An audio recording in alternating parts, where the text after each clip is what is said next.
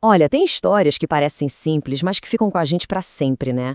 O Pequeno Príncipe de Antoine de Saint-Exupéry é exatamente assim. Muita gente acha que é um livro para criança, mas a verdade é que ele fala sobre o que realmente importa na vida. Uma busca que é de todo mundo, não importa a idade. Tudo começa com esse desenho aqui. O narrador fez quando tinha só 6 anos de idade. E ele mostrava para os adultos e fazia essa pergunta bem simples. Só que a resposta que ele sempre ouviu acabou moldando toda a visão dele sobre o mundo dos adultos. E é aqui que o mundo se divide. Onde os adultos enxergavam só um chapéu, um objeto comum, a criança viu uma história inteira. Uma jiboia que tinha acabado de engolir um elefante. Essa diferença, essa falta de imaginação dos mais velhos, acompanhou ele por muito tempo, até que o encontro, no meio do nada, mudou tudo. Agora, imagina a cena. Nosso narrador, que virou piloto, sofre um acidente de avião e tá lá, sozinho, no meio do deserto do Saara. E do nada, aparece uma pessoinha, uma criança muito séria, com um pedido bem inusitado. Por favor, desenha pra mim um carneiro. E o mais impressionante é que esse príncipezinho, de cara, olha para o desenho antigo do piloto e fala: Não, não, eu não quero um elefante dentro de uma jiboia. Ele entendeu na hora. Mas na hora de desenhar o carneiro, aí a coisa complicou. O piloto tentou de tudo. Um carneiro parecia doente, o outro era grande demais, o terceiro tinha chifres. Nenhum servia. Nenhum era o carneiro que o príncipe queria. O piloto, já meio sem paciência, tem uma ideia genial. Ele desenha uma caixa bem simples e fala que o carneiro está ali dentro. E para a surpresa total dele, o rosto do príncipezinho se ilumina de alegria. Era perfeito! E essa é a primeira grande lição do livro. Aquilo que a gente imagina, o que não se pode ver, muitas vezes é muito mais real e importante do que o que está bem na nossa frente. É aí que a gente descobre de onde veio esse pequeno viajante. Do asteroide B612, um lugar tão pequeno quanto ele. Ele saiu de lá por causa de uma briga com a sua flor, uma flor que ele amava muito. E essa viagem o leva a conhecer vários planetas, cada um com um tipo de adulto bem peculiar, vamos dizer assim, cada um vivendo no seu próprio mundinho. A primeira parada é no planeta de um rei que não tem ninguém para governar, mas que acredita que manda em tudo, desde o planetinha dele até as estrelas. É uma autoridade que parece enorme, mas que na prática não serve para nada. A tal sabedoria do rei era dar ordens que já iam acontecer de qualquer jeito, tipo mandar o sol se pôr na hora do pôr do sol. É uma crítica brilhante àquela lógica adulta que se preocupa só com a aparência do poder. Parece razoável, mas no fundo é um poder vazio, inútil. O próximo planeta é o de um homem vaidoso. A única coisa que ele quer na vida é ser admirado.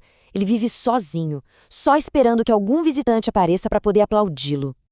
E o mais engraçado, e também meio triste, é que ele é o único morador do planeta. Então, o mais tudo de onde exatamente? Ele é o retrato daquela necessidade que algumas pessoas têm de validação o tempo todo, de buscar aplausos mesmo quando não tem ninguém assistindo. O príncipezinho acha tudo aquilo muito estranho e vai embora. No quarto planeta mora um homem de negócios.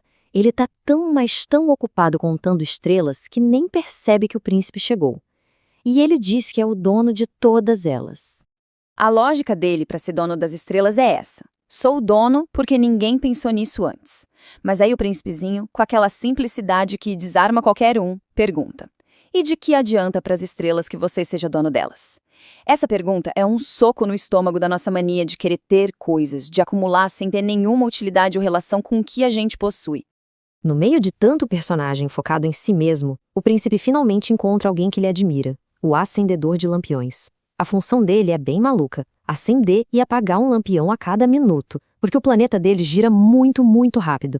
Mas tem algo nobre na dedicação dele a uma tarefa que não é para ele mesmo.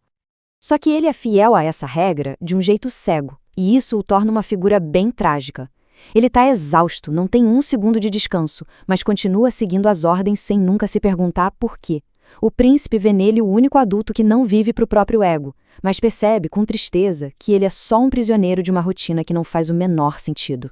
Depois dessa jornada por tantos planetas confusos, o príncipe chega à Terra.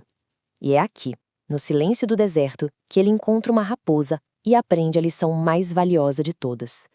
A raposa ensina para o príncipe uma palavra que quase ninguém mais usa: cativar. E explica que cativar não é dominar, é criar laços. Antes de serem cativados, o príncipe era só um menino entre milhares de outros, e a raposa, só uma raposa entre milhares de outras. Mas depois de criar laços, eles se tornam únicos um para o outro, no mundo inteiro. E para criar esses laços, não tem mágica. A raposa ensina que é preciso um ritual. Não acontece do dia para a noite. Exige paciência, aproximação lenta, silêncio. É sobre investir tempo e presença. Uma verdadeira arte que o mundo apressado dos adultos parece ter esquecido completamente. E então, como um presente, a raposa conta seu grande segredo. A frase que é o coração de toda a história. É a chave para entender tudo. O valor de verdade das coisas e das pessoas não está na aparência, mas nos laços que a gente não vê, nos laços que a gente cria. Com essa nova sabedoria, o pequeno príncipe finalmente entende a relação complicada que ele tinha com a sua rosa. Aquela flor que era tão orgulhosa, cheia de si e às vezes tão difícil que ele deixou para trás em seu planeta.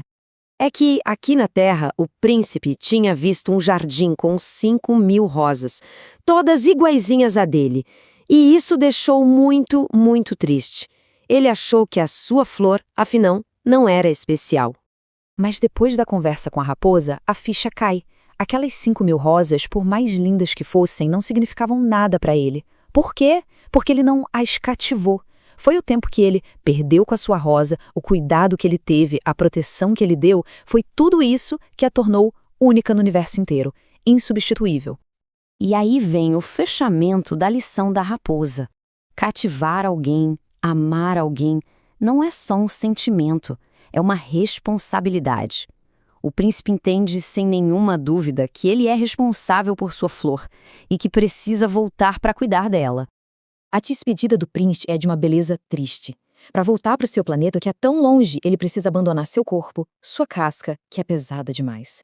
E para consolar o piloto que está arrasado, ele promete um presente, um segredo que só os dois vão ter quando olharem para o céu. E no final, o narrador deixa essa pergunta no ar, uma pergunta que ecoa na nossa cabeça. Ele se lembra de um detalhe que parece pequeno, ele esqueceu de desenhar a cordinha para prender o carneiro. E por causa desse pequeno esquecimento, o universo inteiro muda. O destino de uma única flor num planeta distante pode fazer todas as estrelas rirem ou chorarem. E essa é a grande questão do livro, a beleza imensa e ao mesmo tempo a fragilidade de amar algo que é essencial e por isso mesmo invisível aos olhos.